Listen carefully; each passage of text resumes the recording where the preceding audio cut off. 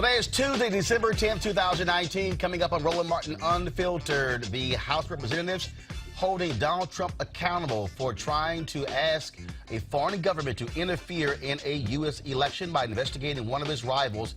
We'll tell you about the articles of impeachment. Only the third time in American history that the House is actually pursuing these articles. A group of senators led by Kamala Harris is calling on Trump to fire his senior advisor, Stephen Miller, for being a racist. Also, billionaire Tom Steyer is going for the black male vote in South Carolina. Overall, though, he's placing now third among black voters. We'll talk with Associated Press reporter Meg Kennard to find out what's happening in the Palmetto State. Also, Haitian leaders testified before the House Foreign Affairs Committee today about a country in crisis. One of those leaders will join us right here on Roland Martin Unfiltered. And African Americans are the only group making less than they did a decade ago. I thought Donald Trump saying things were going well for the blacks. We'll break it down. And jury selection has begun in the Maryland hate crime case of a man who was set to graduate from an HBCU, but a white supremacist killed him. And Bill Cosby's appeal has been denied in his sexual assault case. And finally, the House passed the Amended Feature Act today. Folks, it's time to bring the funk on Roland Martin Unfiltered. Let's go. He's got it. Whatever the biz, he's on it. Whatever it is, he's got the scoop, the fact, the find. And when it breaks, he's right on time and it's rolling. Best believe he's knowing. Putting it down from sports to news to politics. With entertainment just for kicks, he's rolling. It's on go, y'all. It's Roland Martin, Rolling with Roland now. He's funky, he's fresh, he's real, the best, you know he's Roland Martin now.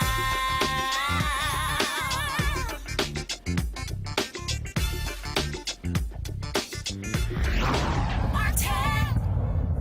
House Democrats introduced two articles of impeachment today against Donald Trump, alleging abuse of power and obstruction of Congress regarding his interactions with Ukraine. Here is today's announcement. Over the last several months, the investigative committees of the House have been engaged in an impeachment inquiry into President Donald Trump's efforts to solicit foreign interference in the 2020 elections, efforts that compromised our national security and threatened the integrity of our elections. Throughout this inquiry, he has attempted to conceal the evidence from Congress and from the American people. Our president holds the ultimate public trust. When he betrays that trust and puts himself before country, he endangers the Constitution, he endangers our democracy, and he endangers our national security. The framers of the Constitution prescribed a clear remedy for presidents who so violate their oath of office. That is the power of impeachment. Today, in service to our duty to the Constitution and to our country, the House Committee on the Judiciary is introducing two articles of impeachment charging the President of the United States, Donald J. Trump, with committing high crimes and misdemeanors. The first article is for abuse of power. It is an impeachable offense for the President to exercise the powers of his public office to obtain an improper personal benefit while ignoring or injuring the national interest. That is exactly what President Trump did when he solicited and pressured Ukraine to interfere in our 2020 presidential election, thus damaging our national security, undermining the integrity of the next election, and violating his oath to the American people. These actions, moreover, are consistent with President Trump's previous invitations of foreign interference in our 2016 presidential election. And when he was caught, when the House investigated and opened an impeachment inquiry, President Trump engaged in unprecedented, categorical, and indiscriminate defiance of the impeachment inquiry. This gives rise to the second article of impeachment for obstruction of Congress. Here, too, we see a familiar pattern in President Trump's misconduct. A president who declares himself above accountability, above the American people, and above Congress's power of impeachment, which is meant to protect against threats to our democratic institutions, is a president who sees himself as above the law. We must be clear. No one, not even the president, is above the law. Now, some would argue, why don't you just wait? Why don't you just wait until you get these witnesses the White House refuses to produce? Why don't you just wait until you get the documents the White House refuses to turn over? And people should understand what that argument really means. It has taken us 8 months to get a lower court ruling that Don McGahn has no absolute right to defy Congress. 8 months for one court decision. If it takes us another 8 months to get a second court or maybe a Supreme Court decision, people need to understand that is not the end of the process. It comes back to us and we ask questions because he no longer has absolute immunity, and then he claims something else, that his answers are privileged and we have to go back to court for another 8 or 16 months. The argument, why don't you just wait, amounts to this. Why don't you just let him cheat in one more election? Why not let him cheat just one more time? Why not let him have foreign help just one more time? That is what that argument amounts to. The president's misconduct goes to the heart of whether we can conduct a free and fair election in 2020. It is bad enough for a candidate to invite foreign interference in our political process, but it is far more corrosive for a president to do so and to abuse his power to make it so. Despite everything we have uncovered, the president's misconduct continues to this day, unapologetically and right now. As we saw when he stood on the White House lawn and he was asked, what did you want in that July 25th call? And he said the answer was a simple one. And not just a simple one on July 25th, but a simple one today, and that is he still wants Ukraine to interfere in our election to help his campaign. Joining us right now, Mustafa Santiago Ali, former senior advisor for the Environmental Justice, EPA. Also, Kelly Bethea, communications strategist, and Melik Abdul, Republican strategist. Mustafa, I'll start with you. Here's a president who has consistently lied to the American people. Some 14,000 lies that he has told. He lies about lies. He has lied about the transcript. He said, read the transcript, but they actually didn't release the actual transcript. Even in what was released, you hear him trying to hear them investigate Biden. But I would say the biggest thing is this is a man who refuses to be held accountable. He believes that he can do whatever he wants to do. He has said anybody has immunity. Even Corey Lewandowski, who has never even worked for the White House.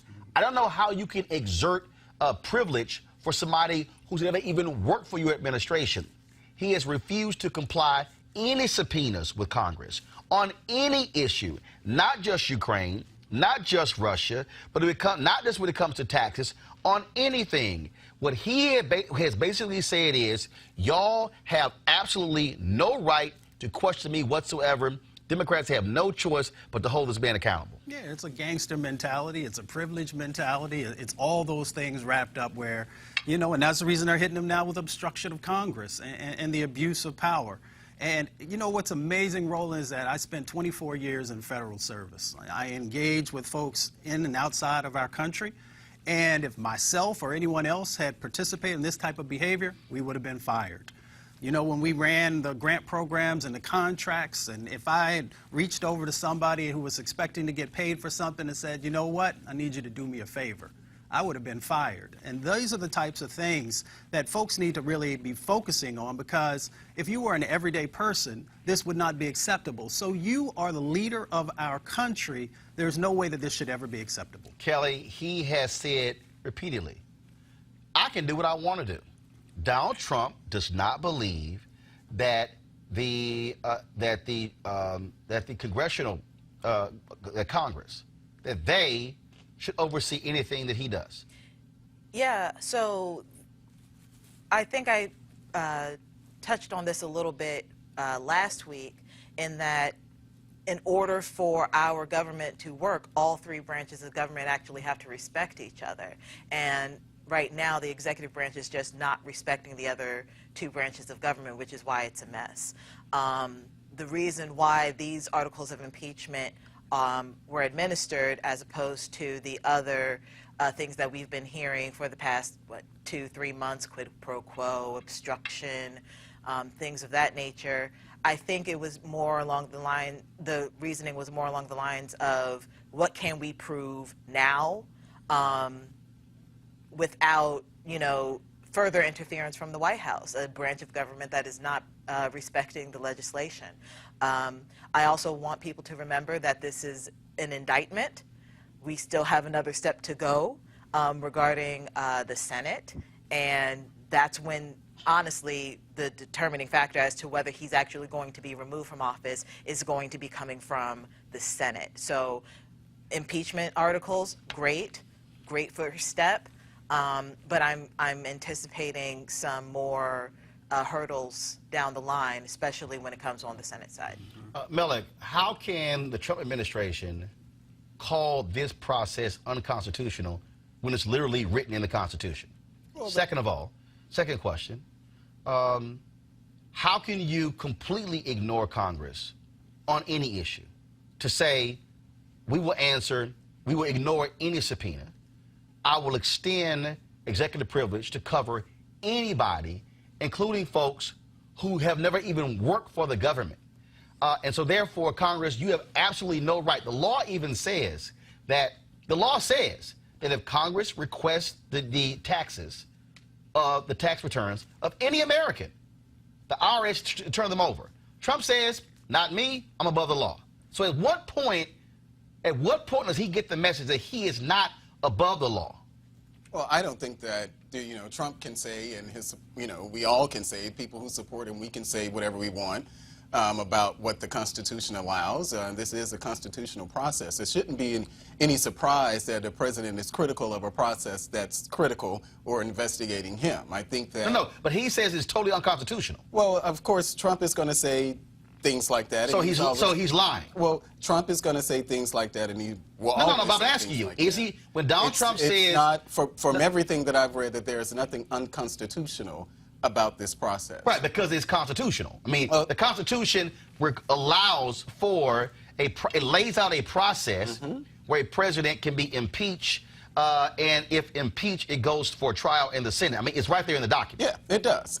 But your question, you had raised the point about whether or not this is something that, how can a president just totally ignore, congressional subpoenas and things like that. I think we probably saw in the case with Barack Obama, the Fast and Furious case, where his administration refused to turn over documents. Actually, it's not what I said. It's not what I said. But actually, that's not what I said. You said, what I said was, how can a president... refuse to comply with the congressional subpoena? No, with any subpoena. Okay. On any topic, on any request. Well, I don't know what you're using to gauge that on any request. Well, I'm sorry. Hold on. But if the audience would like to know whether or not this is something that administrations have done in the past, then we would have to say yes. Because the Barack Obama administration just did that. Show me where the Obama administration refused to turn over documents regarding the Fast and Furious case. 1 second. Show me where the Obama administration, on multiple investigations. Well, I don't have those multiple instances, but I have one that a federal judge that's what I said, though. So if you're going to say what I said, that's what I said. Well, it's important to talk about what the federal judge actually ruled as far as the Obama administration, where it forced the administration to turn over those Fast and Furious documents. Did they? Yes, they did. But here's my question. They did. After the federal judge. Does the law state that if Congress requests the tax records of any American, they must be turned over? I think the law does say that. And Trump has said, I'm above the law. I'm not turning them over. But I don't know. Did a court rule on whether or not he was supposed No, I'm to sorry, turn over? but there's a law already. So why do you need a court to rule if there's already a law? Well, because it's the same reason that we're actually, the conversation about John Bolton. Remember, people are, pulling their hair out saying that John Bolton actually refused to testify.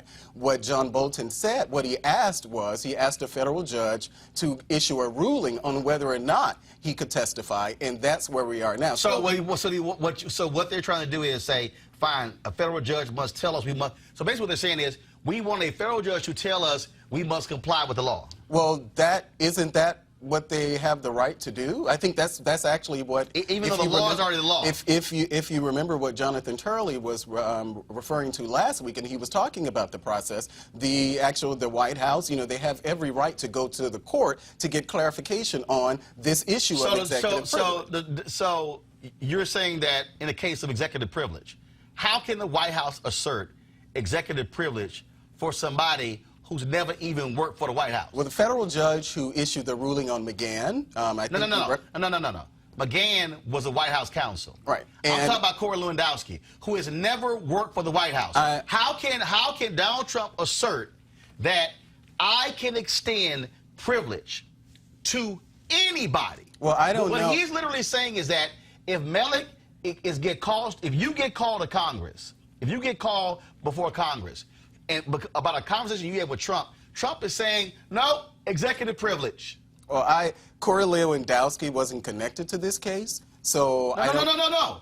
Corey Lewandowski, when he went before Congress, Donald Trump sent White House lawyers who sat behind him, tell me if I'm wrong, Mustafa. You're right. Sat behind him and said he cannot answer any questions about any conversation with Donald Trump because Donald Trump has asserted executive privilege. How do you assert executive privilege for somebody who's never worked for you? So you're saying that Corey Lewandowski actually showed up for the hearing? When Corey Lewandowski showed up, Corey Lewandowski said, oh, I can't talk about that because the White House asserted executive privilege. That still seems like something that a court should actually decide, which is the point. No. Wait a minute, hold up, Mustafa.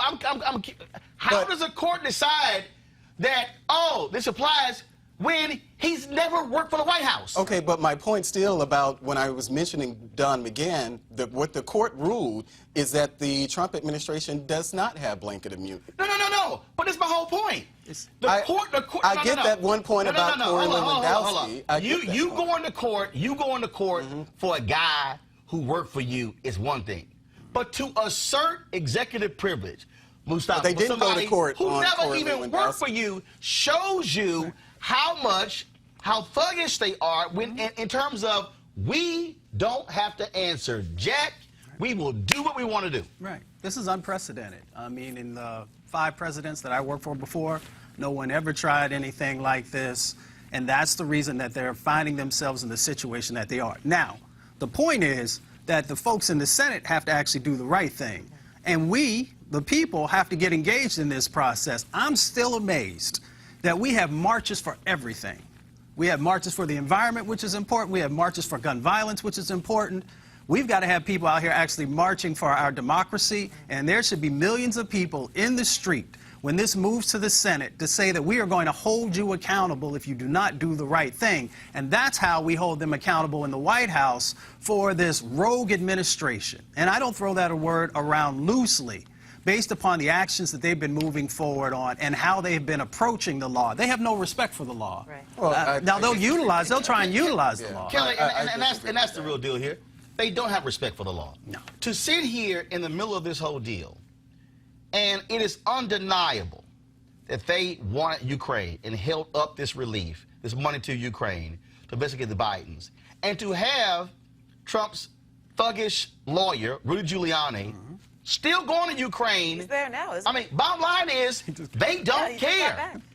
And the reality is, the founders set this up specifically for a person like Trump. For somebody who ignores and flouts the law to say the only way to hold him accountable is the impeachment process. But what's funny to me with this entire situation is even coming out of Trump's camp, no one's denying what actually happened.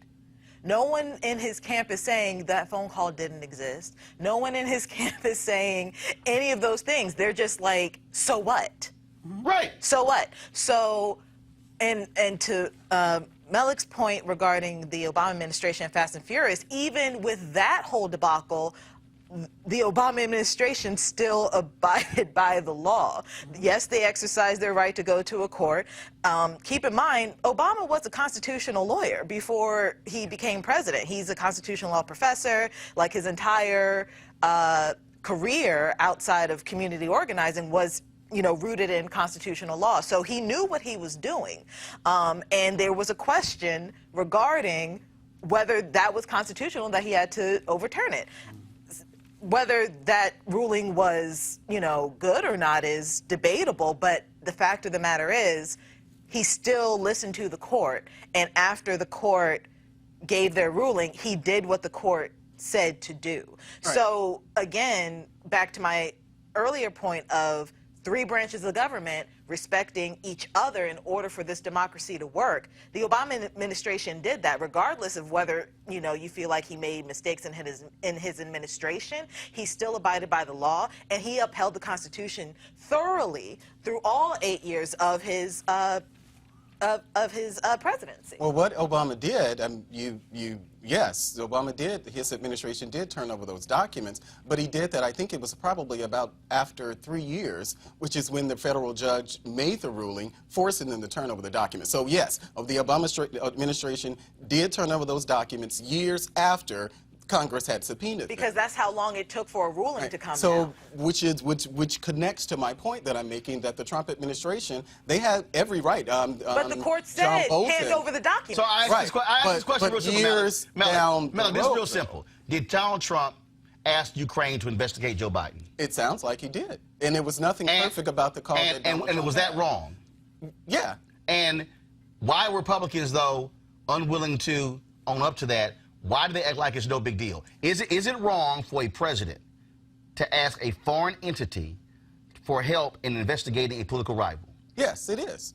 The question is whether or not that's something that should be impeachable. Well, first of all, the Constitution defines that Congress, the House, determines that. And that a misdemeanor or high crimes are misdemeanors. It could be anything that they actually say that it is. Right. But you admit what he did was wrong. Well, I've always said that the president shouldn't have actually made that ask. Right, but it's a lot of Republicans don't even want to own up to that even being a fact. Well, we know how politics works. So whether it's Donald Trump or any other president, the question before the American people is whether or not we're moving towards this in the Senate. My answer is I'm pretty sure that that's not going to happen. But as we're seeing with the polls in all of the battleground states, that the fervor, the interest, the support for impeachment is actually declining in those battleground states. As far as the Democrats are concerned, here's the piece. Last time I checked, when I read the Constitution, it says nothing about battleground states. What it says is that's a political process. One second. Impeachment is a political process. What it says is that how do you hold the president accountable? And I dare say this here. If you are a Democrat or Republican, what you should not do is say, I'm going to take an action based upon what a poll says. What I'm going to do is, but 1 second, excuse me. What I'm going to say is I'm going to take an action based upon what is right, what is fair, and is just. And because each person, when they are sworn in, they put their hand on the Bible or whatever they want to put their hand on to say, I swear to uphold and protect the Constitution from enemies, foreign and domestic. And the reality is, if you are an individual, whether you are a federal judge, whether you are a House member, a Senate member, or the President of the United States, if you are doing things that go against the Constitution of this United States, then there are going to be repercussions. And that is the case here, and that's where it should be. And there should be Republicans who are looking at this from a country standpoint, not a party standpoint. Well, we do Final comment before I go to the we do know that this is a total political process. And so what Democrats probably should have done, and I said this before, is that they probably should have moved towards censure, and they probably could have had more Republicans and even those Democrats who are there's questionable whether or not you're going to have those Democrats come on to support it. I honestly think that, yes, they're absolutely going to impeach the president in the House.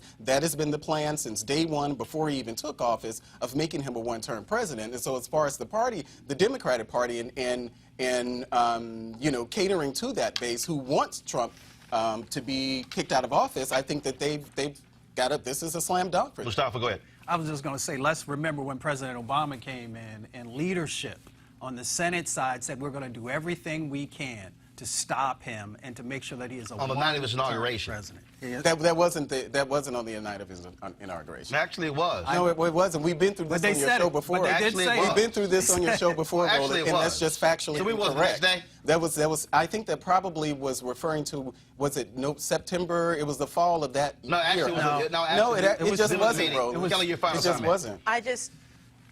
I want people to disabuse the notion that we need to keep referring to Obama during a Trump era. Like, But you have to. No, you don't. Actually, you don't. Yeah. But No, Kelly, you don't. Kelly, How- finish your point. Go ahead. Like you first of all, you kind of can't compare Trump to the Obama administration because Trump hasn't done anything remotely parallel. They're still presidents, though. Okay, That's why so we that's compare like them. No, actually, But I'm saying, Kelly, that's why we actually, if you compare want to them. compare Trump to anybody, you compare him to Nixon, you compare him to Clinton, you compare him to Andrew Johnson. And that is the three other presidents Who have where been you impeached. had either a formal impeachment process or an impeachment inquiry. That's the deal. But you cannot compare to Obama because Obama wasn't impeached, did nothing even close to getting impeached. But the reality is, But he obstructed Congress, but this president.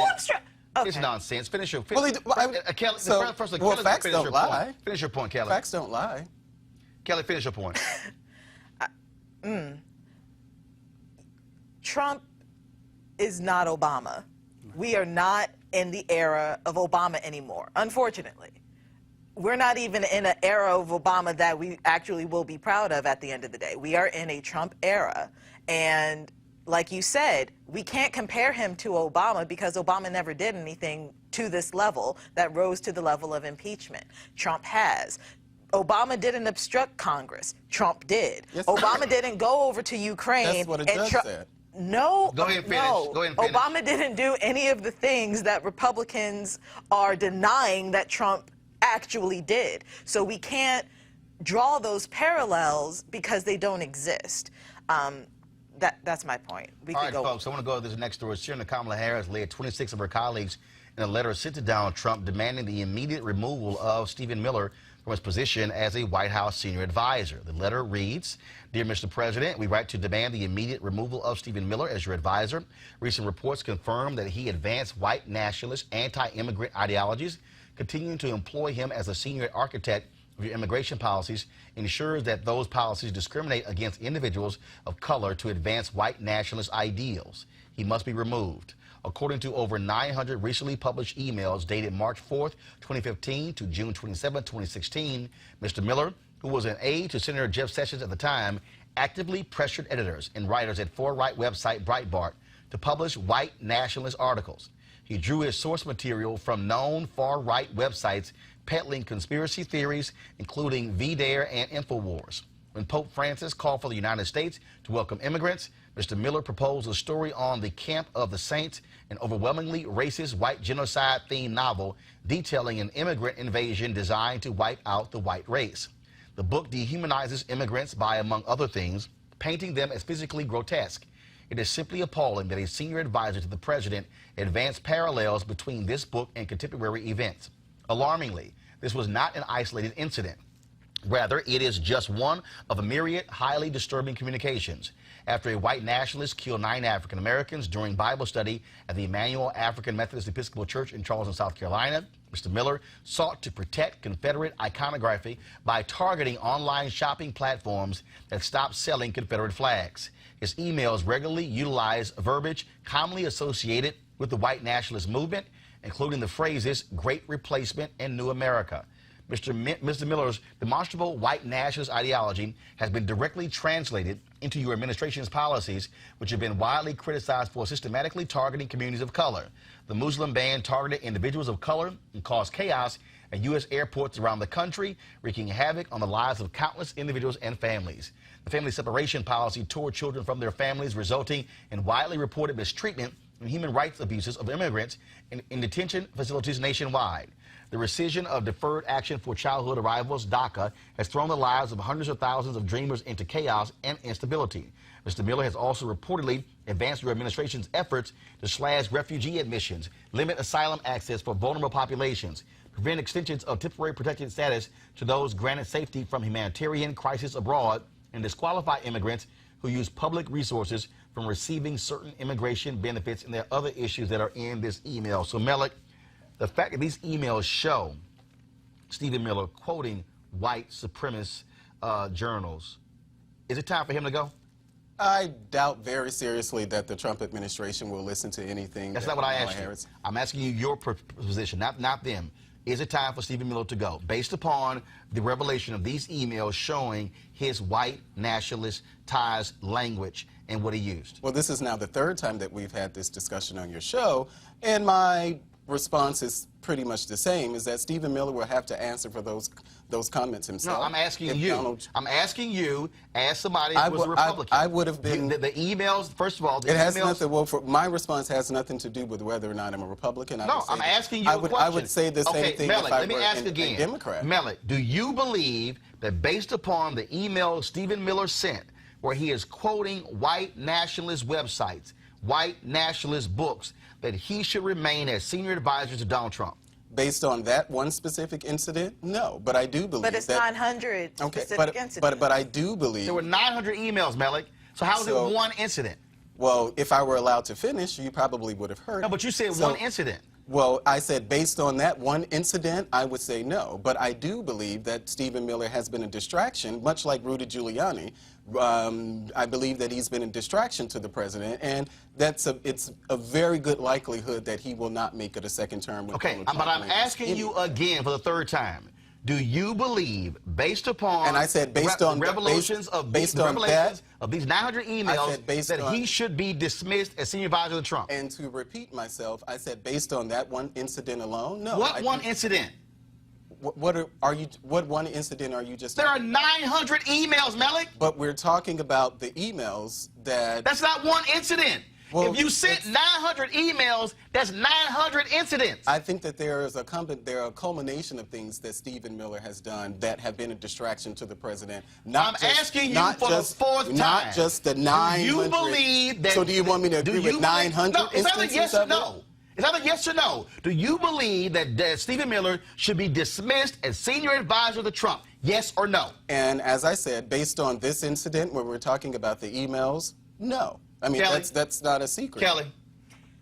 Could you imagine if Valerie Jarrett, one of Obama's top senior advisors, did anything remotely? Why are we talking about Valerie Jarrett? She's not the discussion. Because you just spent the last 20 minutes comparing Trump to Obama. Oh, so now we can talk about Valerie Jarrett. No, but 900 emails. I'm trying to figure out how that's one incident.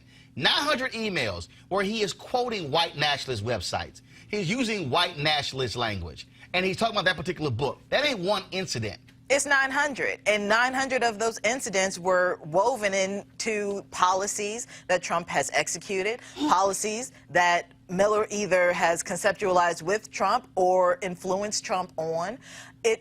The point of an advisor is to advise for the benefit of the entire American community, like everybody, black, white, brown, indifferent, straight, gay, what have you. Clearly, he's not doing that. Clearly, these policies that Trump has put in place that have been inspired by Miller are racist, prejudiced, discriminatory, and very, very fine line on illegal. Like, whether it's actually illegal or not, I have to do my research on that, but at the very least, it's immoral. Mustafa, clearly, Stephen Miller is a white nationalist and a racist. Without a doubt. But let's talk about the process, because I've been through the process before. So you have, and I've been through background checks. So they go out, they talk to all kinds of people, they do all kinds of research on you, and then they bring a file. And they put that file in front of folks, and then people have to make a decision if you are in alignment with the administration, if you're in alignment with a president. That's point one. Point two, President Trump has let go dozens of folks who he felt were not in alignment with where he wanted to go. So for me, then that tells me that this individual is in alignment with where he has to go, Right. or he would have been one of those folks that have been let go as well.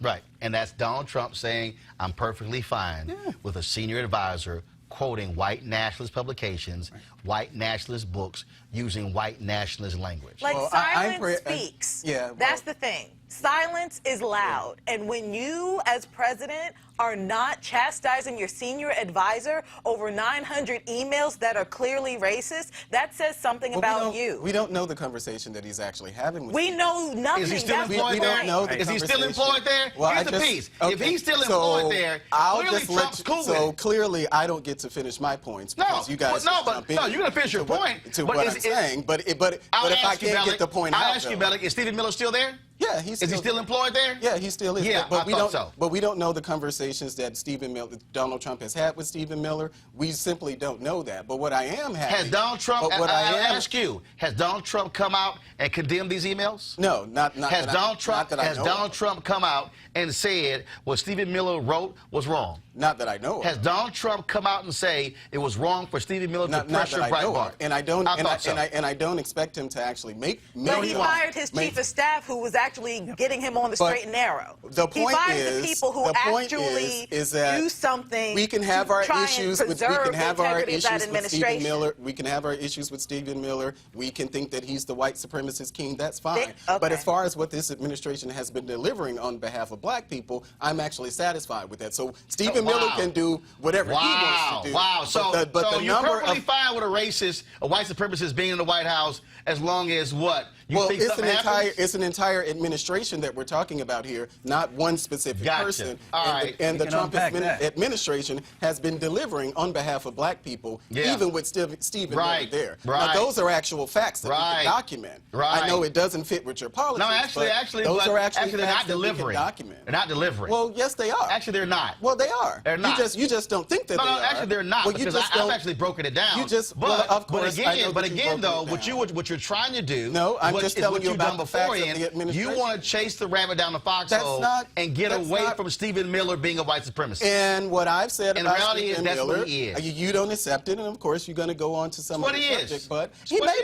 be. is. But He's a white I'm supremacist. happy of what this, how black people are making So you have progress no, so you got no under problem. this you- administration. so Melick has no what problem. I don't have a Melick problem has with, no problem. what the I senior don't have a advisor problem with has- is that I'm black sorry. people have been benefiting under this administration. Yeah, okay. That's what I don't All have right, a problem right. And I'm sure black people benefited under the racist Herbert Hoover and benefited under Woodrow they Wilson. benefited under But Obama, you know too. what? Guess what? Don't call a racist out because Melick can said, call him you know out. what? You might benefit.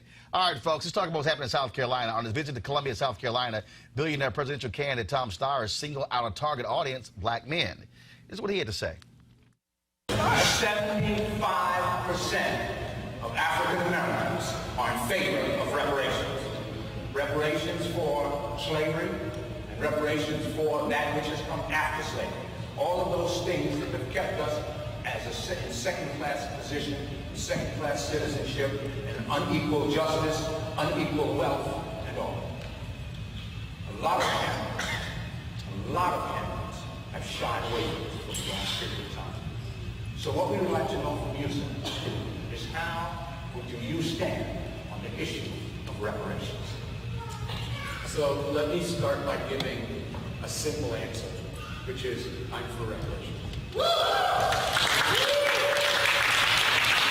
let's talk about what that really means.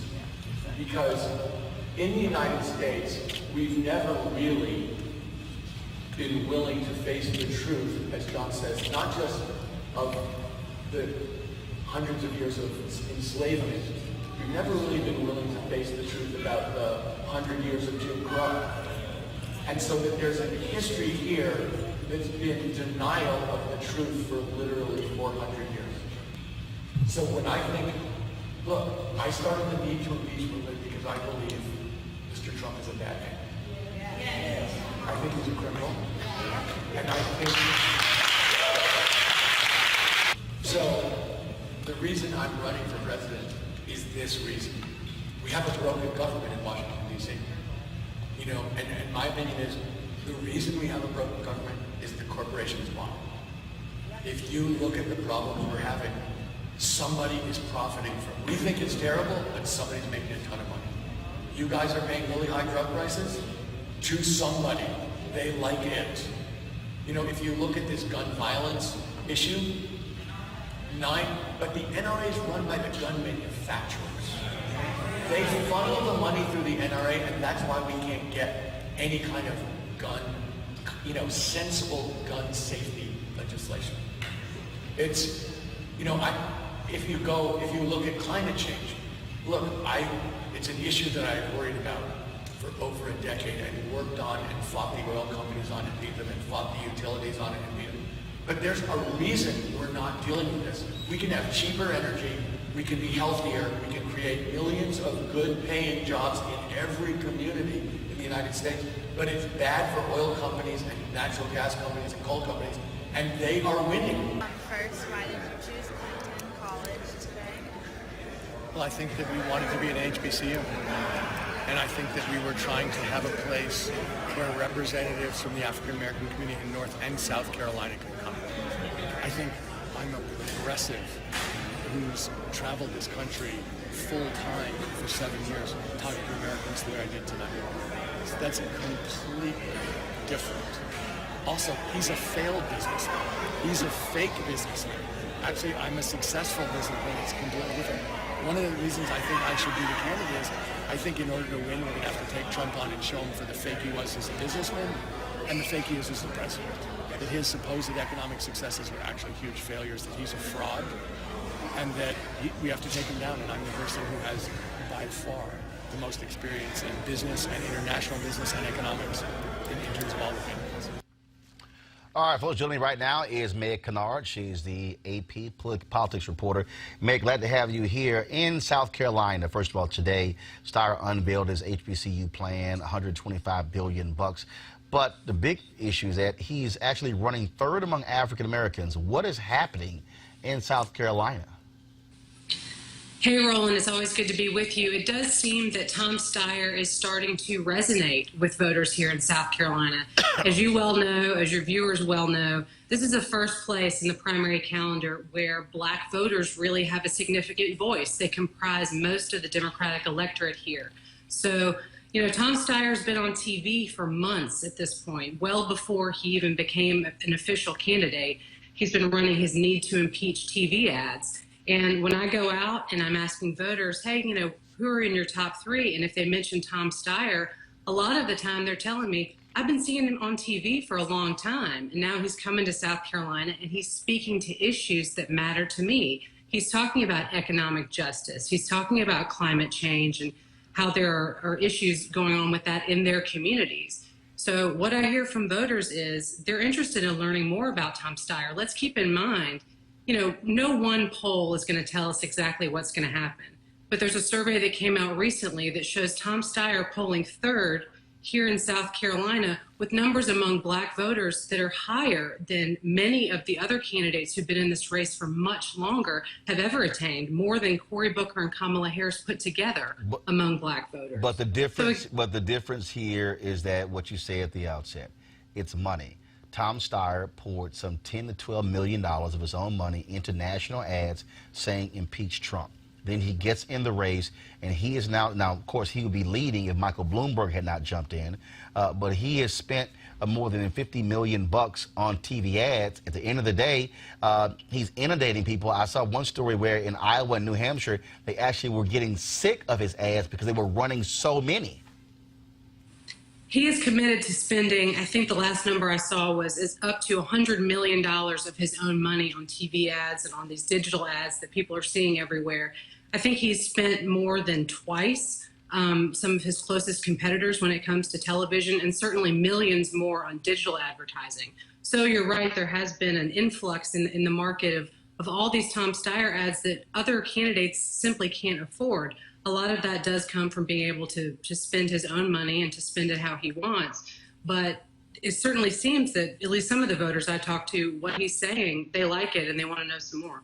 But the piece we have this year, the reality is, you look at most of these candidates, the resources they have, they're going into Iowa and New Hampshire. And after Iowa is when you begin to see the shift of more resources into South Carolina. We know that Joe Biden is leading overall. Do you think that based upon what you're seeing is that you're likely going to see where a Sanders or even an Elizabeth Warren will still be in a strong position because they'll be shifting to South Carolina, whereas if you're Steyer, bottom line is you're not making a real dent in Iowa and New Hampshire, so you got to go somewhere. It's a good question, but Tom Steyer at this point is already also on the ground with staff and resources in 5 of the states at least that vote on Super Tuesday. So he already has his viewpoint shifted to the states that come quickly after South Carolina. I do think that depending on what happens in these early states, certainly Iowa and then New Hampshire, what happens there, I think, is going to have somewhat of an effect on certainly the mentality of voters and what they think about candidates. It doesn't necessarily mean that if you don't win one of those states, then you're just out of luck in the ones that follow. But a strong performance can seem to indicate to voters, they can see that, they can start to kind of develop a mentality of having that person as the nominee. And so it can start to flow to these other states. So, yeah, we don't know what's going to happen in those early states. But Tom Steyer has already put the resources in place. I think here in South Carolina, he's got the most of any of the early state staff. There's more than 40 staffers here, last I checked. So he's certainly ready for the votes to come. All right then, Mayor Kennard, we surely appreciate it. Thanks a lot. Always good to be with you. I appreciate it. Kelly, what do you make of Tom Steyer and the money he's spending? It's a lot of money. And I think it's a smart move in terms of getting the message out there, because I remember I think these have been running since early last year. Like, I've been seeing them for a very long time. I just don't want it to be a, what's the word? I don't want it to seem like pandering. Because that's my biggest concern. Because what does reparations really look like? You can say that you support it. There's nobody running on the Democratic side who, you know, verbally is against it. So what does reparations look like? What does how do you get $125 billion to HBCUs? If I need to see something more substantive as opposed to the lip service from anybody. And with Steyer, I mean, you have almost over a year of lip service, if you really think about it, because it's, you know, between the ads, the interviews, the you know, campaigning on the ground, it's becoming almost as a gimmick, like a battle of the billionaires type thing, because he's the successful billionaire against the failed billionaire, and where do you go from there? So those are my main concerns. Mustafa. Well, Tom showed up for the Environmental Justice Presidential Forum that I did, so I appreciate that. Tom has also been, you know, sort of introducing himself to folks. And, you know, we've talked about this before. So folks got to be able to see you and touch you and feel you. And he's been going into the places all across South Carolina, from the Little PD, you know, all the way over to Spartanburg and a number of other places. He even went to some of those places before he announced that he was going to run. So, you know, most folks want to see you. They want to be able to sit down and have a conversation with you. Now, I think that there is a good point that we got to make sure that the policy is there. You know, Elizabeth Warren puts out those policy plans, and you pretty much know exactly where she's going, what she's going to do, and at least somewhat how it's going to be funded. So I think people are resonating with Tom, one, because of the commercials, but two, because he's actually out there with folks trying to find out what's going on in their lives. I think this is something that we've seen before. With Steyer, it seems like this is another iteration of what we saw in 2008 and 2012 with Obama, what we saw in 2016 with Telly Lovelace and the RNC, the efforts that they were doing to actually go into the what they call the barbershop tours. So Steyer is doing something similar to that, and I give him credit for doing so, but we would be remiss for not acknowledging that this is also something that Cory Booker and others are doing. Steyer, in this case, has about 10% of the vote in South Carolina, but what is, and the guest actually pointed that out, the reporter pointed that out, is that you have Tom Steyer at 10% and you have Cory Booker at about 2%, and I think Kamala Harris is about 0.3% 0.34% of the getting 0.34% of the black vote in South Carolina. She's not running anymore. Yeah, and some of that, I'm sorry, but some of that also is money, because they did not have the resources. Because when you're running for president, it's about an introduction of who you are. What do you believe in, and allowing people to get comfortable with you. And Corey and Kamala did not have the same amount of resources to invest. But on they had the consistent name basis. recognition. No, they didn't. But they did. In South Carolina, they had the name Actually, recognition. they didn't, and that's the difference. How did they not have? They did. They recognition in did South not. Carolina? Follow me here. She's a senator from California. Right. He's a senator from New Jersey, and so this assumption that I know you, not true. The difference here, and this is where money does play. If I am all of a sudden in 7 days a week, first of all, let's deal with the fact that black people watch TV more than anybody else. Which is why we know who those two are. No, that's wrong. But they do, Roland. You can't say that the people in South Carolina didn't know. No, you're wrong. Money helps. No. Money absolutely helps. Allow me to finish so you can understand why you're wrong. Yeah, well, I'll allow Black you to folks finish watch your point. television more than anybody else. So if you're Tom Steyer and you're spending money and dropping millions on TV ads 7 days a week, and they had no ads on television. So here you have an individual who I'm hearing on radio and seeing on television, and I'm not hearing over here. There are still places where Senator Cory Booker is going. Folks like, I don't know who you are. Exactly. And so this assumption that just because you're a black United States senator and you're in South Carolina and you're black, oh, I know you, that's just simply not true. Well, and so what Steyer is doing, it's the same thing Bloomberg. Bloomberg cannot, so even though he's been mayor of New York, there's no assumption everybody knows Mike Bloomberg. Right. So Mike Bloomberg also knows he can't get into the debates because he won't have the donors. That's why he's already dropped $100 million, because he's saying, I'm going to inundate the airwaves so you know who I am, and it's just beating into the head. That is the difference here. And so the issue that I said with Senator Harris and Booker, the reason they have had a difficult time resonating is because they were not known. And because they did not put the work in between 2016 and 2019, folks to know that, all of a sudden they jump in and it's like, hey, I'm here. That's why. They're not known. Well, I disagree with that. I don't think that they're not known. They don't have the resources that Steyer has. Have you talked to any of their staffers? But I disagree. Now, I'm asking you a question. Have you talked to any of the staffers of Booker and Harris when they were on the ground? Have you talked to any of them? No, I have not. I have. Okay. And let me tell you what staff has said. No, because there's a difference, Mellick, between coming on air and giving your opinion. But Roland, you're arguing about something that I think is kind of nonsensical. The notion that black voters in South Carolina don't know who Kamala Harris and Senator Cory Booker are. They don't. Oh. So I can chime in real quick. Go ahead. I'm a little different.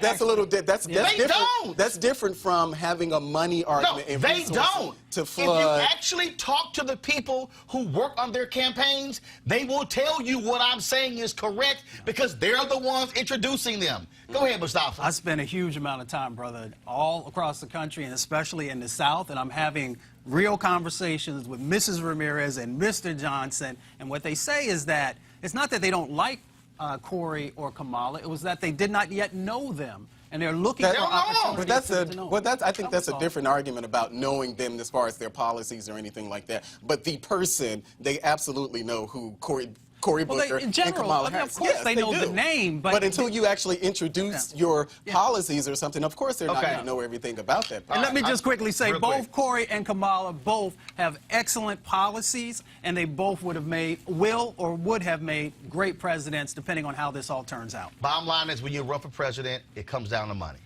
And whoever has the most money, who can drive your messaging, guess what? Places where you can't go, money helps you in that way. And that's what you're now dealing with. All right, y'all, got to go to break. We come back. We're going to talk about the crisis happening in Haiti. Of course, that is a real issue. And the question is, will that country find some stability in its politics to be able to grow and prosper? That's next on Roland Martin Unfiltered. You want to check out Roland Martin Unfiltered? YouTube.com/Roland S. Martin. And subscribe to our YouTube channel. There's only one daily digital show out here that keeps it black and keep it real. It's Roland Martin Unfiltered. See that name right there? Roland Martin Unfiltered. Like, share, subscribe to our YouTube channel. That's YouTube.com/Roland S. Martin. And don't forget to turn on your notifications so when we go live, you'll know it. You want to support Roland Martin Unfiltered? Be sure to join our Bring the Funk fan club. Every dollar that you give to us supports our daily digital show. There's only one daily digital show out here that keeps it black and keep it real as Roland Martin Unfiltered. Support the Roland Martin Unfiltered daily digital show by going to RolandMartinUnfiltered.com. Our goal is to get 20,000 of our fans contributing $50 each for the whole year. You can make this possible. RolandMartinUnfiltered.com. All right, folks, it's the holiday season. This is when you think about spending time with your family and friends. This is also when you count your blessings and support those less fortunate. This year, you can become a holiday hero and change someone's life forever. Right now, hundreds of thousands of people are sitting in jail without being convicted of a crime. Why? Because they can't pay their bail. If you're arrested for any minor offense, you will be taken directly to jail. If you don't have bail money, you will sit there until a court date is scheduled. That could be days, weeks, or even months. Simply put, America's bail system is broken for people of color. Freedom should not be free. So the Ebony Foundation is partnering with the Bail Project. They're sponsoring Home by the Holiday campaign.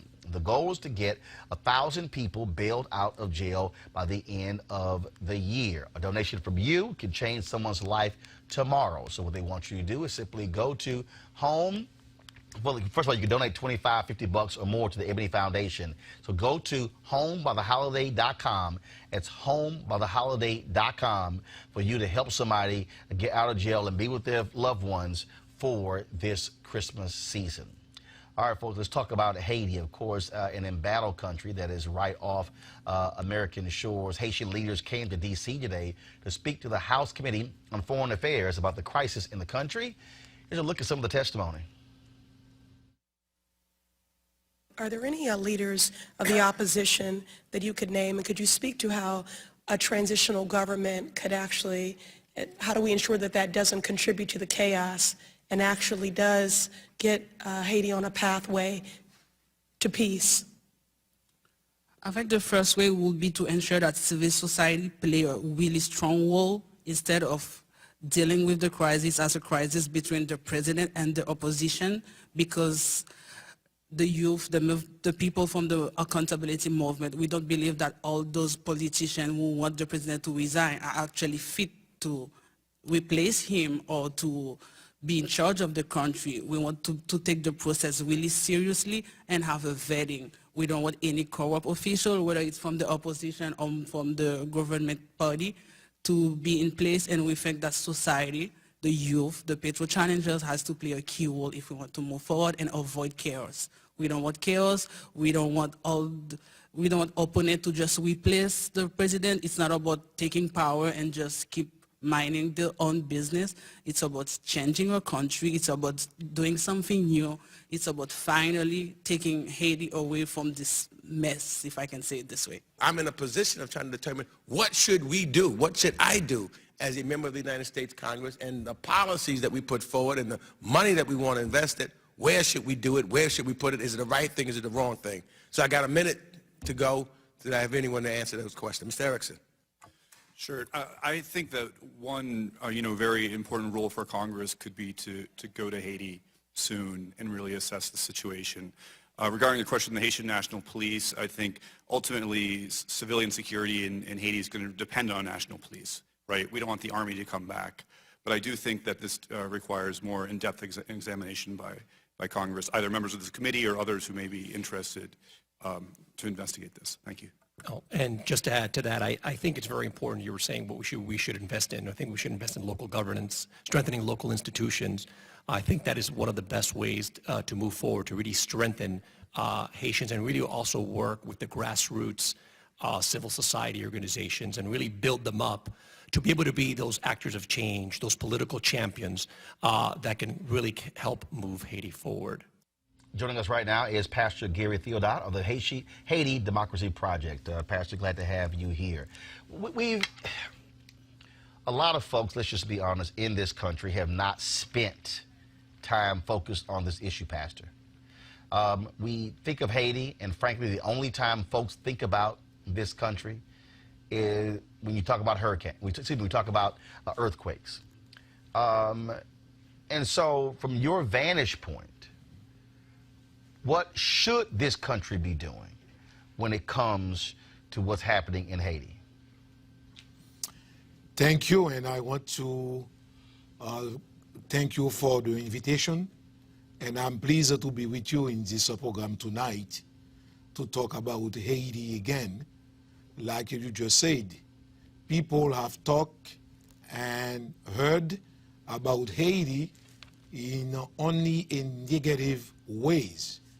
Let's say when we have weekend, political instabilities, or other problems. But we know that Haiti has many problems, political, economical, and so on.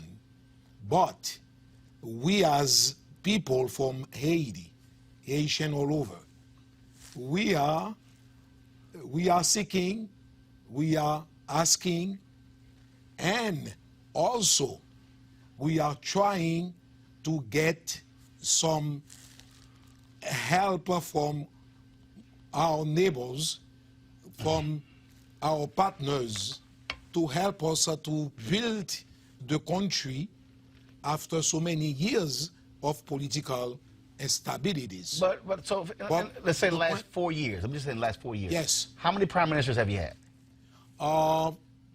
After 4 years, right, we have, let's say, about three prime ministers. Right. So yes. So you've had protests. So what is driving the instability? That way you have no continuity of leadership, because part of this issue is also, if you're a member of Congress, or it's like, okay, well, now who's in charge? Now who's in charge? And so new prime minister, new leadership, new ambassadors, all of a sudden. And so when it's constantly changing, the question then becomes, okay, if I get to know somebody, hell, 6 months later, they're gone.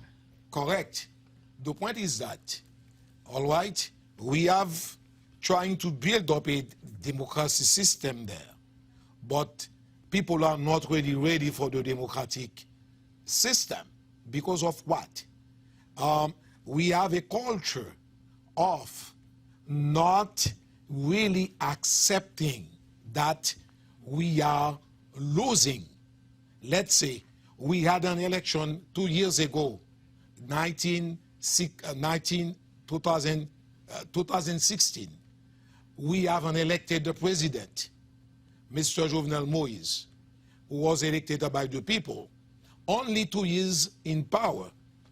People who were candidates and who were not elected, they are trying to oppose to the president, to oppose to his plan, to oppose to his vision. And now we have this type of instabilities there in the country, where people are not only asking for better services or also to have a better living, but they are supported and pushed by the opposition leaders to have violence and to have, actually we have, the country has been blocked by who? By the opposition leaders. And also we have so many armed gangs who are trying to intimidate people to vacate at their businesses, to go on with their lives. And the problem is not only political, we know that. It's also economical, because Haiti has a profound economic problems that needs to be addressed. Let's talk about one of the issues that I've talked to folks there. I've talked to journalists there. It is of particular interest to me because my great-grandfather migrated from Haiti. Yes. Let's deal with the 5 families of Haiti. Mm-hmm. You've got very rich folks there. Yes. You've got individuals who, away from Port-au-Prince, who frankly are doing well. In fact, after the hurricane, when the United States State Department wanted to build temporary housing on some land there, literally these rich families wanted to charge the federal government more than $250,000 per acre for that land. I remember doing an interview with Cheryl Mills when she was the chief of staff for Secretary of State Hillary Clinton. And when I stated that, she was very surprised that I knew about that. Yeah. They literally were trying to charge Americans $270+ million to build housing on the land. So aren't you also dealing with rich interests in Haiti controlling the economics and the politics of Haiti, and poor Haitians are sitting here saying we're the ones getting screwed? How do we deal with that? And then this is what is going on now, where those rich families, they want to control the political power. And the actual president is trying to change the system, to say, hey, listen, for those who are controlling the country for so many years, and the poor people cannot get anything from them, from the system. He's trying to be their voices. But what they do, they use the opposition leaders to try to not only to disturb, but to stop and to block the actual government program for the country. And this is what we want the international community to understand what is going there. It's not the people against the president. It's some people from the private sectors that finance the armed gangs to intimidate people, to terrorize the country. Like right now, we understand that we have a group of people that try to defend or to ask for a better life, for a better living, but at the same time, the private sectors is trying to use some of the politicians to block the actual president program. Mustafa, go ahead. I mean, I've been to Haiti a couple of times and spent time in Port-au-Prince. So how do we rebuild the infrastructure that's necessary? Because I'm one who believes that when you give people hope again, when you make sure that they have a home, when you make sure that they have running water consistently, you know, all the various things that are necessary, how do we begin to get that in place? I know there is a political aspect, but for me, as someone who focuses on rebuilding communities, how do we do that? Well, we can do it by several ways, like using people who live there, they know their needs, they know what they want, and they have interest in a better living. They know that. And also, we can do it in partnership with them or but with the government. Because of the infrastructure problems that Haiti is facing now, it's a long journey. And we want to change. We want to make a change.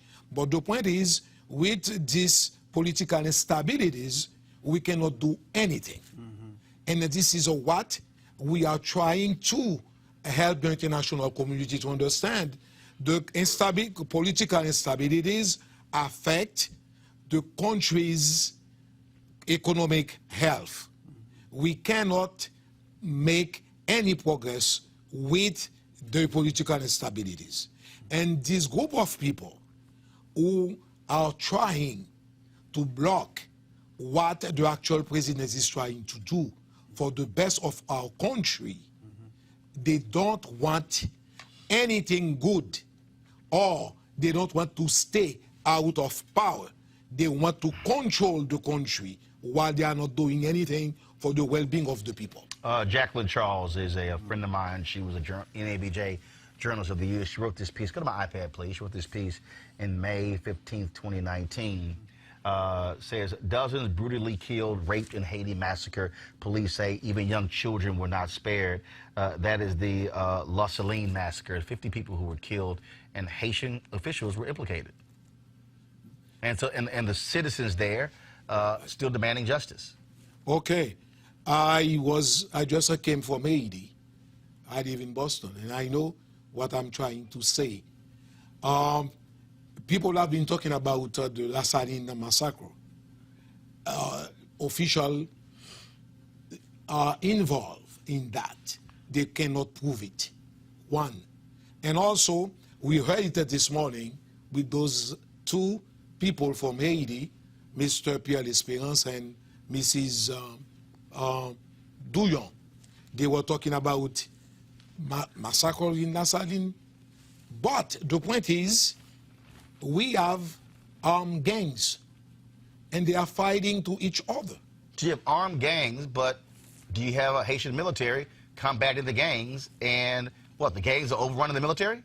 But the point is, the police, it's, to me, not only, the reality is that the police doesn't have the capacity to deal with those gangs. So the police can't deal with the gangs? No, they can't, because the gangs have a better arms than the police. Because Haiti has an arm embargo where we cannot have good munition to deal with those issues. And this is why we need to understand what is going on now. While the Amnesty International try to put this problem on the government, but the government doesn't have anything to do with the Nassaline massacre, because it's armed gangs fighting to each other. It's not only there, but it's all over the country. So how do you deal? So how do you deal, again, at the end of the day, in terms of moving forward? You have to have a sense of unity within a country before you can even go to an external force. So if you've got a ruling party and the opposition not wanting to sit down, if you've got allegations of a president stealing $3 billion, at the end of the day, how are you going to get America to be willing to step in if you continue to have internal dissension? And what do you want? Are you looking for America to come in as a mediator? Are you, I mean, so exactly what? Because you're going to have people who are saying, yo, if I'm giving money, why? So the question is, what specifically do you want from America to deal with what's happening in Haiti? All right. As you heard it this morning, the same question was asked to those two people who were invited by the Foreign Affairs Committee at the Congress. The point is, let's say we know that this problem are from us Haitian, and we need Haitian to have a solution to that problem. We know that. But the point is, we reach a point where dialogue cannot be established, or dialogue cannot go through between the political actors. Now, the international community is trying to see what they can do as a mediator to find a way to address these actual problems between the political actors. What we want from the United States is to have a better understanding of what is going on. Like, they want to get the country to a point where violence is, where human rights abuses can go on, and force the international community to ask the actual president, which is the elected president, to get out. That's what they have been doing for a while. Who wants the elected president to get out? That's the opposition leaders. They are using the people from the streets. The armed gangs, they finance them. Gotcha. They arm them. But I'm still asking, and which is not clear to me. Yes. What do you want America to do? You have Congressional Black Caucus members, you've got House, you've got Senate. What do you want America to do? Do you want America to send in a special envoy in order to help mediate these competing interests in Haiti, similar to what we've tried to do in the Middle East? Sure, we welcome that. Not what you welcome. Is that what you're asking for? We want that, exactly. So this is why the American embassy is very involved there in Haiti to try to see what they can do to have a good dialogue among the actors. But unfortunately, the president is open to that dialogue, but the opposition leaders not. Right. No, they said but, they don't want to have any dialogue with the president. No. What I'm saying, okay, follow me here. I'm using the Israelis and Palestinians as an example. Yes. If you have an American envoy who comes in, who's meeting with the president and his party, who's meeting with the opposition party in order to try to bring them together, what you're asking is you want Americans, you want Trump, or you want Congress to assign an American envoy on a negotiating team to assist in mediating the warring factions in Haiti to come to a political solution. We will welcome that. We want that, but it's not only American, but it can be the international community. No, I got you, but the reality is, if you get that from the Americans, other folks will follow. Actually, this is what we need. We need a mediator to resolve that problem. All right, Pastor Theodot, we appreciate it. Thank you so very much. Thank you very much. All right, keep us abreast of what's happening. Okay, thanks. All right, folks. Jury selection, folks, in this case out of Maryland. After his trial was delayed 4 times, jury selection has started this week for Sean Urbanski, the man charged with the hate crime murder of Richard Collins on the University of Maryland College Park campus. Prosecutors believe Urbanski killed Collins, who was about to graduate from Bowie State, because he had a bias against black people. He has been charged with a hate crime and first-degree murder. We'll certainly update you on this case as it moves forward. Also in today's news, in the court system, Bill Cosby has lost his appeal when it came to his sexual assault conviction. You might remember, of course, he went to the appeals court. They upheld the verdict. Of course, in his trial, Cosby lawyers had complained that the judge let 5 women testify at last year's retrial in suburban Philadelphia, although he had let just 1 woman testify at the first trial in 2017. In his ruling, the Superior Court said prosecutors had a right to call other accusers to support their case. Here's a statement from Cosby's attorneys. This news of the Superior Court denying Mr. Cosby's appeal is appalling and disappointing, but it shows the level of corruption that resides in the judicial system of Pennsylvania. These panel of judges never took the time to review the facts of Mr. Cosby's appeal. Mr. Cosby's appeal outlined the bias of Judge Stephen T. O'Neill, showed that the jurors were tainted by juror number 11, who stated, Mr. Cosby is guilty. Let's not waste a lot of time and find him guilty. Showed that the 404B witnesses should have never been allowed to offer testimony in Mr. Cosby's trial because they had no similar interest with Andrea Constant. And most importantly, Mr. Cosby's deposition should have never been considered at the trial. It's obvious that these judges' minds were made up because they didn't take the time to dissect Mr. Cosby's appeal. We're not shocked because it shows the world that this isn't about justice. This is a political scheme to destroy America's dad. However, they will not stop us, and we will prevail in the state Supreme Court. Mr. Cosby remains hopeful, and he stands behind his innocence. Also, folks, today, of course, remember we told you yesterday the Senate approved the amended Future Act, which provided more than $200 million in funding to HBCUs for STEM. Well, today, the House, they passed that amended act as well, and so now that goes on to Trump for his signature. And so hopefully those dollars will be flowing to the HBCUs when it comes to the issue of STEM. Now, that's important because when we talk about what's happening with African Americans and finance, the reality is things, despite all the stuff you're hearing from Trump, how great things are, facts don't support that. Here's what I mean by that. African Americans are the only racial group in the country making less than they did 10 years ago. Studies show that Black Americans have struggled for years to move up the economic ladder. We have a harder time finding jobs, and something as simple as having an African-American sounding name could be enough for an employer to deny you a job. Joining me now to talk about this, of course, is America's Wealth Coach, Deborah Owens. Deborah, glad to have you back on the show. Good to be back. So here's what's interesting. When you look at the unemployment numbers, Trump touts, oh, how great things are, especially for black people. But the reality is the jobs that you're seeing are low-wage jobs. You're not talking about those high-wage jobs impacting African Americans. Second, when you talk about where black folks stand economically, you will never hear Trump talk about the housing crisis. The number right now is almost at the point where it was when the Fair Housing Act was enacted in 1968. It's not even above 41%. I dare say the reason that number hasn't moved goes back to the home foreclosure crisis, where 53% of black wealth was wiped out because of the home foreclosure crisis. I don't argue that, but we're talking income and wages, right? And so your point to the fact that low-wage earners represent, there are 53 million low-wage earners, and that's 44% of folks who are employed. So when I look at the stats on African Americans and our stagnation in terms of wages, what you really have to look at are three things, right? First, occupations. Our social capital, our ability to move upwards when we get into organizations, and third, but not least, our business ownership. So let's start with occupations.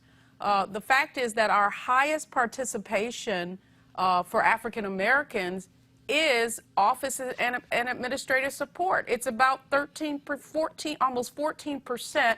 Those are lower wage jobs. And what, if you start delving into the study itself, what you see in terms of what they see as some of the remedies are that unions were one of the reasons, unionization of jobs were one of the reasons that African Americans got hired, and also incomes were higher. Well, what we've seen is an erosion of unionized jobs, and in fact, where you see the largest wage growth really is in management and technology. And so when you layer that and look back at that numbers, what you see is that Asian employment, they have some of the highest participation in those different roles. And Hold on, let me go back to the union piece. Okay. Because the reality is the attack on unions really intensified with Ronald Reagan as president when he fired the air traffic controllers, even though he got the Teamsters endorsement when he ran for president. And so you get this constant assault on unions. And what people don't understand is that African Americans, we historically have been frozen out of corporate jobs, and the place where African Americans, not only when it came to union jobs, but also government jobs. And so then when you had the attack on so-called big government, the people who who proportionally were impacted by that were African Americans. And so when you had the layoffs of teachers and police officers and firefighters and city workers and county workers and state workers and federal workers, those were the places where black folks were making mid 50 or even six-figure salaries, and it was not commensurate to what was happening in corporate America. Yes, and so you see really that our access to opportunity and to middle incomes for African Americans, a lot of those opportunities in this new financial normal where you have the highest paying jobs being more in technology, and even then, even though we're getting these educations and getting these degrees, you go into these organizations, you don't see any of us in there. And so that brings me to the second aspect, and that really is social capital. What our kids need to understand is it's not enough to just get that degree.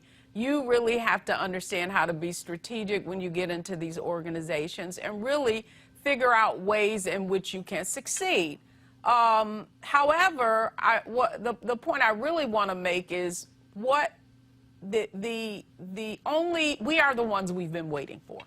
And what I mean by that is if you look at black business ownership and the fact that so often we're starting businesses at a higher rate, what you see though is only 107,000 of those 2 to 3 million businesses even employ people. Right. And so one employee, and all those businesses have an average revenue of $54,000. When 7 years ago, when we had 1.9 million black-owned businesses, we had 1.8 million one employee, but they were doing 110,000. So yes, we have more black-owned businesses, but smaller capacity. Right, and so to that point is if you look at Hispanic and Asian incomes, one of the things you cannot ignore is that they have started businesses, their businesses employ more people, and if we're going to employ more of our people, it really is business ownership. You know, I belong to this organization, Traffic Sales and Profit in Atlanta, where this Lamar Tyler heads, and he's really helping black entrepreneurs scale, and that's really the issues, right? It's not enough to just create a job for yourself. Is basically what we're doing is because of that limited opportunity, when in fact what we have to do is employ people. And I'm going to call you out for just a minute, Roland, because if you think about your show, and if you think about all the people, myself included, who you brought on that show, and all of those people that went on and are now on CNN and, MSNBC and all, that opportunity that you gave them really was social capital. There is no way any of us would have gotten that type of exposure had we not had that entry door. And that to me is the most significant part of business ownership. And those are jobs that we, depending upon contracts, $50, $75, $100,000+. I know, and there are some who are $150,000, $170,000 who I put on TV first. And so you're right. When you see Nia Malika Henderson, when you see April Ryan, when you see Angela Rye, Paul Butler, David Swerdlick, I can go on and on and on. Dr. Jason Johnson, I mean, all Right. of the above. And so the point that I want to make, and I feel like we need to be clear, is that business ownership in our community, that is the new frontier. And if we're going to employ our kids who are in high school and keep employment of even those who have to transition during middle management, that is the areas that we need to focus on, not just starting businesses, but also scaling. And again, when you talk about scale, so I'm just going to use this show, as an example. So if you take those numbers, 2.6 million black-owned businesses, 2.5 million have one employee, average revenue $54,000. So we launched this in September 2018, actually really the beginning of 2018 after TV One canceled News One Now. So first year we did about $700,000 in revenue. There are 9 employees. So if you take the top 10%, if you take that top echelon of black businesses, we're in it after 1 year. And so because my deal always has been, you have to have scale. Yeah. I've had people who got mad at me when I said, I don't want more black businesses. It's like, what? I said, no. I said, give me the 2.6 now that have 25, 50, 100 employees. They were like, what are you talking about? Because we've gotten wrapped up in, hey, it's a black-owned business. I spoke at an award ceremony in Houston, and they gave an award to 3 black PR companies. And I'm sitting there waiting to get my keynote, and I'm going, I bet you between the 3 of them, they ain't doing $1 million combined in revenue. And I'm sitting there going, I wonder if those 3 ever sat down and said, why don't we have one larger PR company where we can go after larger contracts and employ more people? And I'll just give you this here before I go to you. I've probably spoken at easily 20+ black chambers of commerce events. And when I go in, I ask them for the program. And I go through the program. And not one of them was M&A, mergers and acquisitions, a part of the agenda. And I said, guys, there's no way we're going to have scale if you're happy having CEO on your card and I'm happy having CEO on my card, and we don't learn to say, how can we actually merge or acquire to be able to grow and hire more of our people? Yes, and so that's the point. You know, to me, what was very telling in that statistic was the fact that our wages have not grown, the fact that, you know, we're talking about unemployment being lower, but still black unemployment is twice as our white counterparts. The fact that so many of the professions that we go into historically pay lower salaries, whether it be, you know, social work or you know, administrative positions, and so I don't want to just put the onus on, you know, it's the people out there that won't hire us. I also want to put the onus on really folks getting more strategic about their own careers, because one of the things that I do is work with folks, and I'm seeing people are just staying in the same place for like 10 years, and their average increase is 2%, and so you go nowhere. And so we're picking safety, over, you know, safety over the ability to increase our income. So some of that onus is self-inflicted. Kelly? So with all that being said, how do we scale? How does, you know, a company such as Roland, like what Roland was saying in terms of examples, how do those small businesses actually merge? So I'm going to give you an example. I think part of our issues, if you look at Asian, Hispanics, historically, they have been entrepreneurs. Now, back in the day, prior to us going into professional careers or the Great Migration, all of our families were basically entrepreneurs because we had to create a job for ourselves. So I believe, like myself, scaling what it requires is you getting the competency and being around other entrepreneurs who have scaled so you can learn how to scale. It's not enough to just write a business plan. It really is being more strategic and thoughtful. And to Roland's part is, it's not always about us being the head of the organization. Right. Is who are some other business owners who you can strategically partner with, that you can enhance one another's businesses, and then you can learn. And so part of that exchange strategically is getting the infrastructure and the systems and the processes in place. I would say another opportunity for African-American-owned business owners too, if you want to become an entrepreneur, one of the other ways to do that is to get into businesses that already have those systems and processes in it.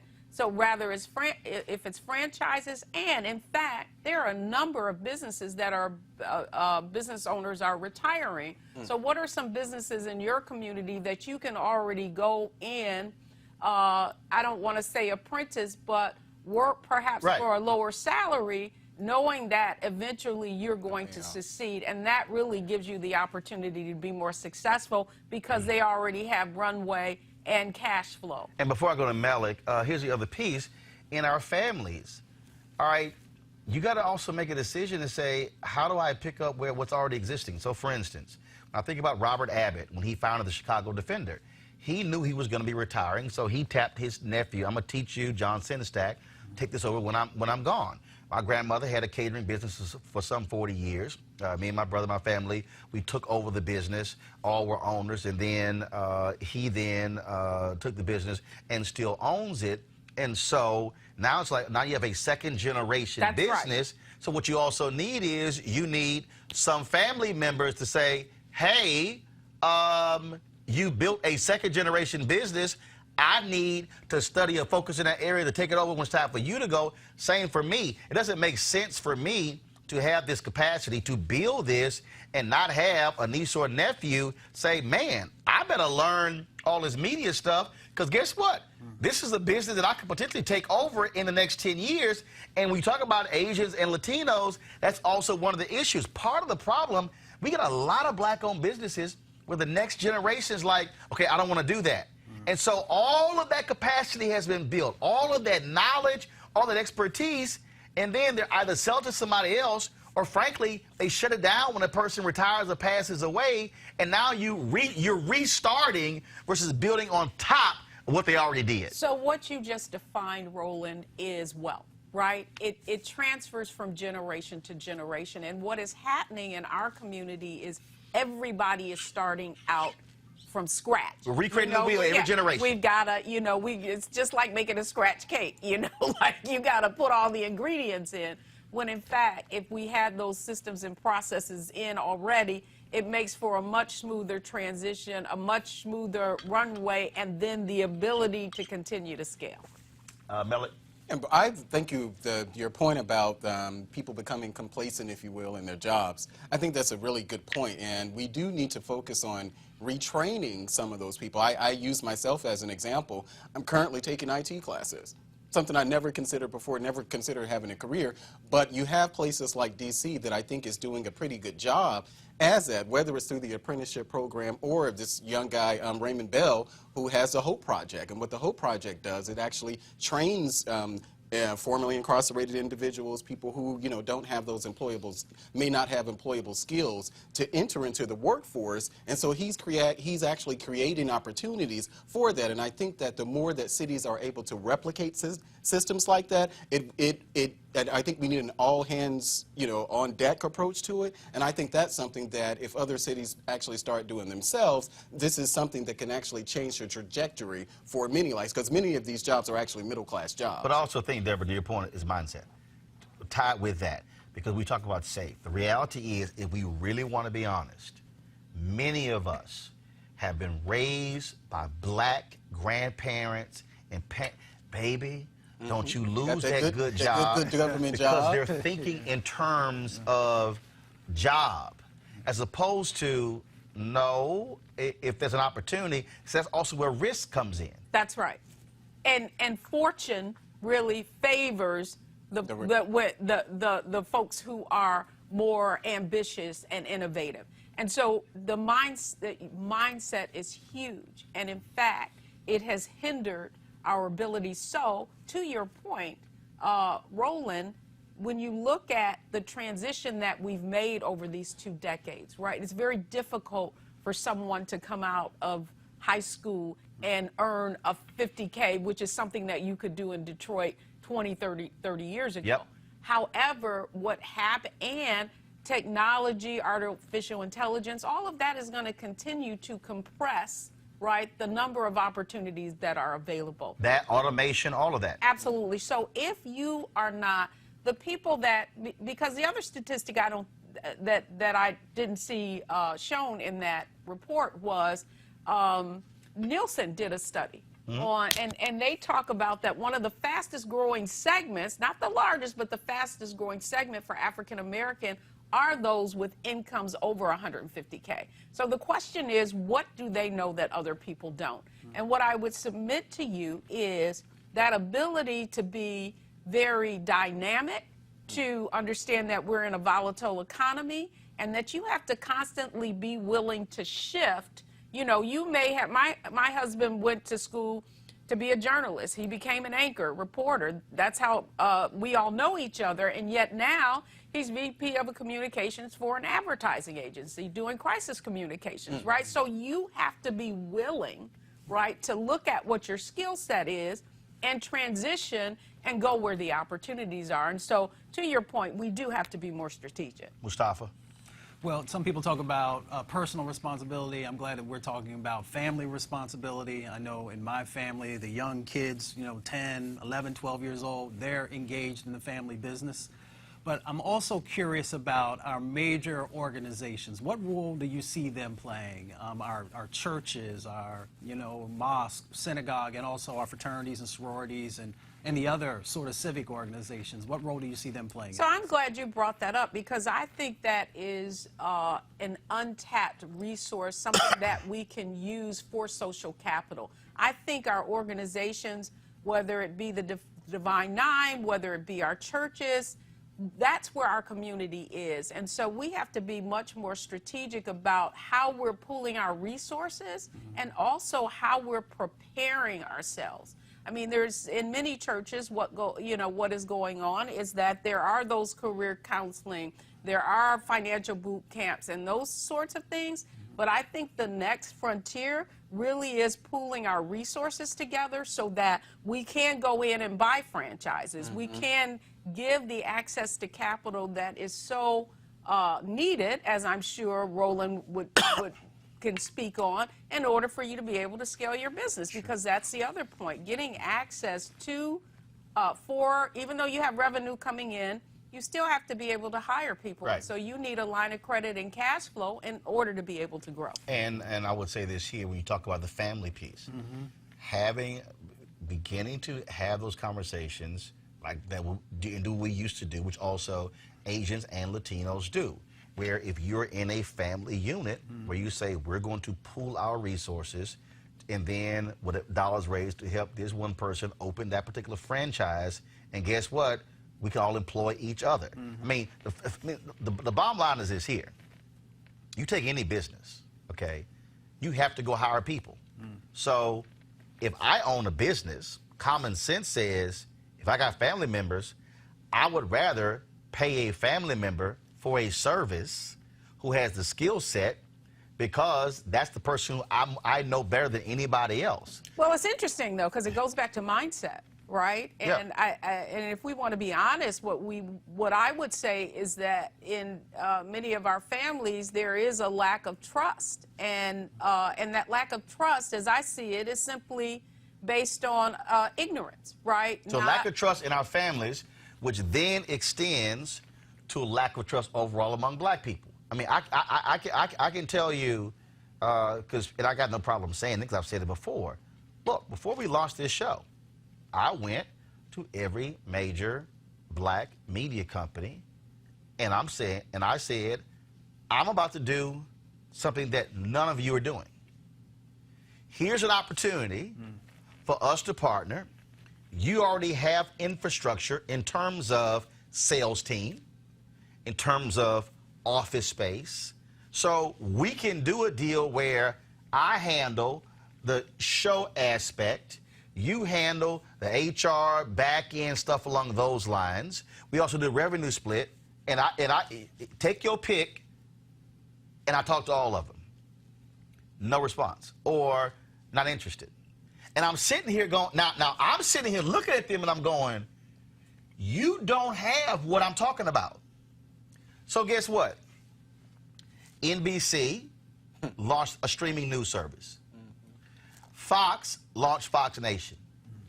ABC expanding their digital service, digital news service. CBSN expanding digital news service. I'm looking at all, and so people were telling me I was crazy, and I'm going, so if I was crazy, how the hell is every other media outlet launching digital news services?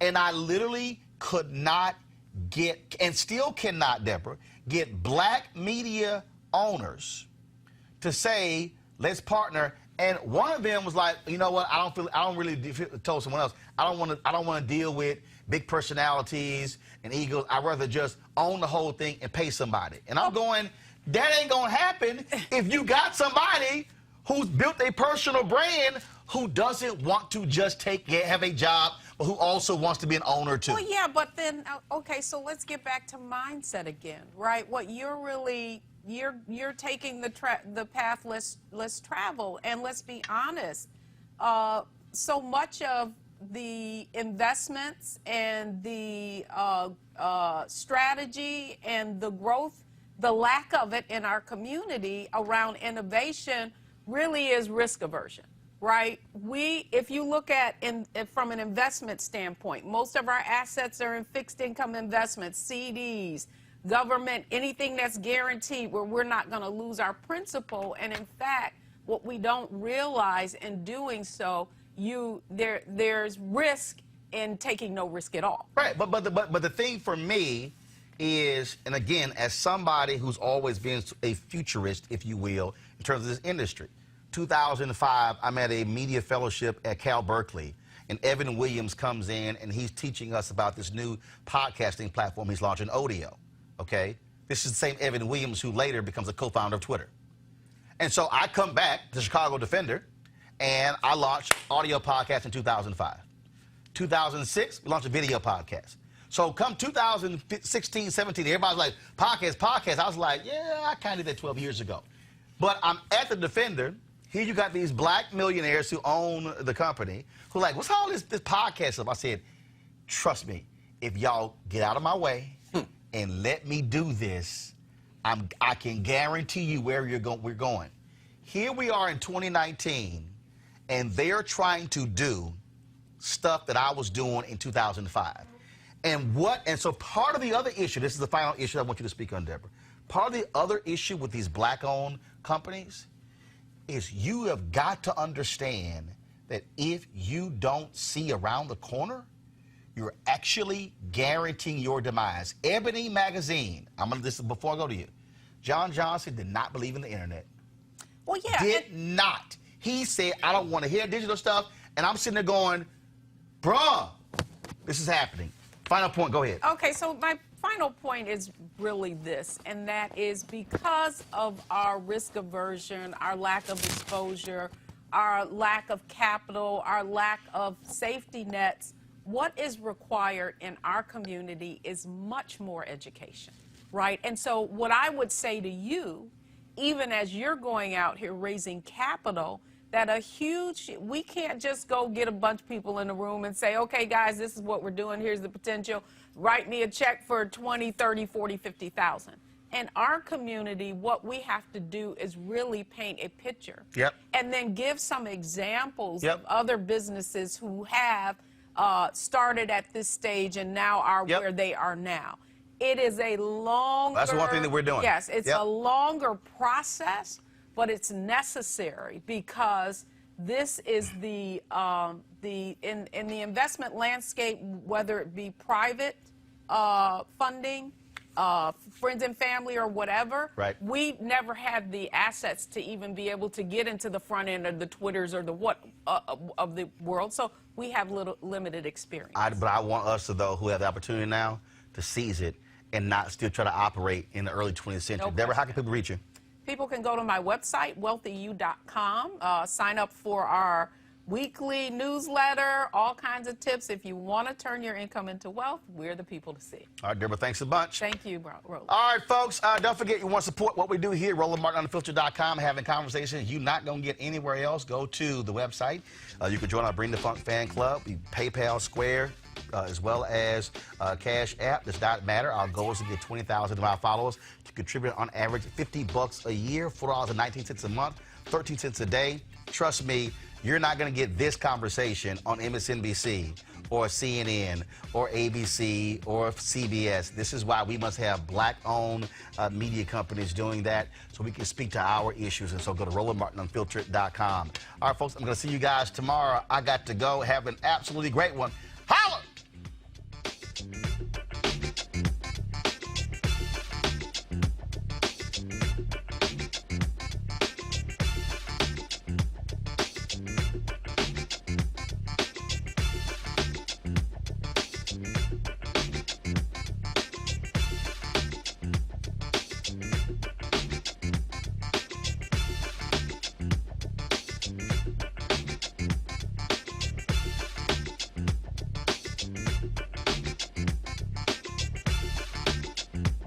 You want to check out Roland Martin Unfiltered?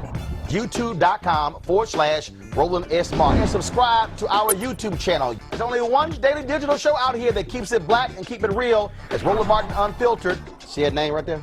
Roland Martin Unfiltered. Like, share, and subscribe to our YouTube channel. That's YouTube.com/Roland S. Martin. And don't forget to turn on your notifications so when we go live, you'll know it.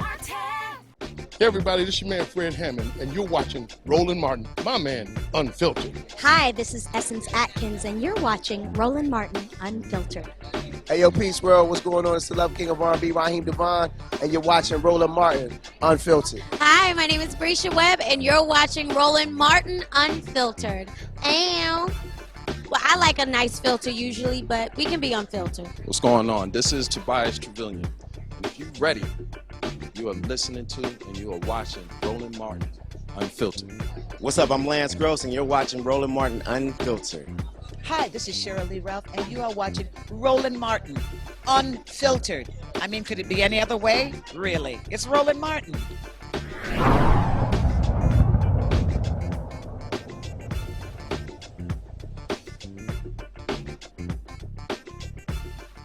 You want to support Roland Martin Unfiltered? Be sure to join our Bring the Funk fan club. Every dollar that you give to us supports our daily digital show. There's only one daily digital show out here that keeps it black and keep it real. It's Roland Martin Unfiltered. Support the Roland Martin Unfiltered daily digital show by going to RolandMartinUnfiltered.com. Our goal is to get 20,000 of our fans contributing $50 each for the whole year. You can make this possible.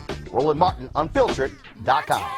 Hey fam, want to check out Roland Martin Unfiltered, the blackest show on all of digital, cable, and broadcast. Check out our audio podcast.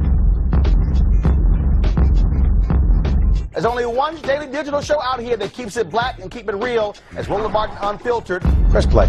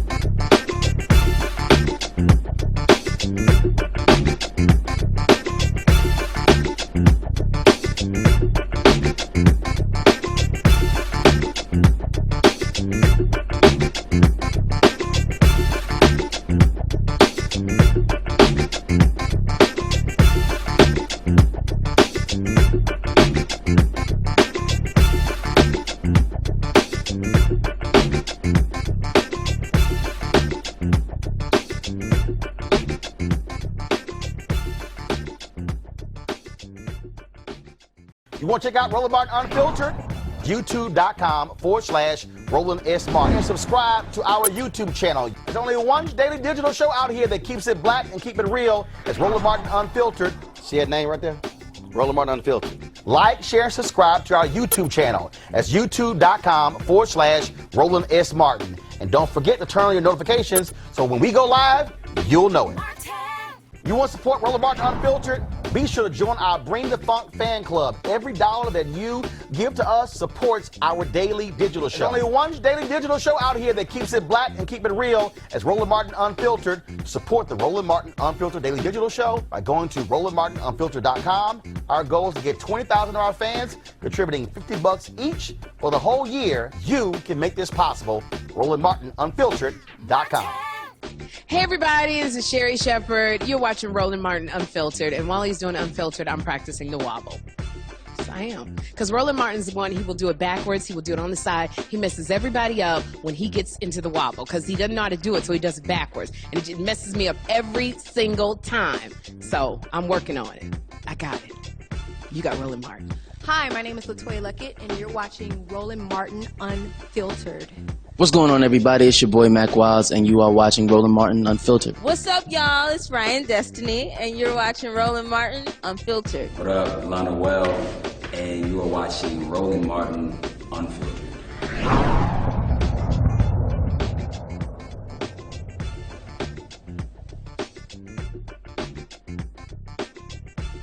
Hey fam, want to check out Roland Martin Unfiltered? The blackest show on all of digital, cable, and broadcast. Check out our audio podcast. There's only one daily digital show out here that keeps it black and keep it real. It's Roland Martin Unfiltered. Press play.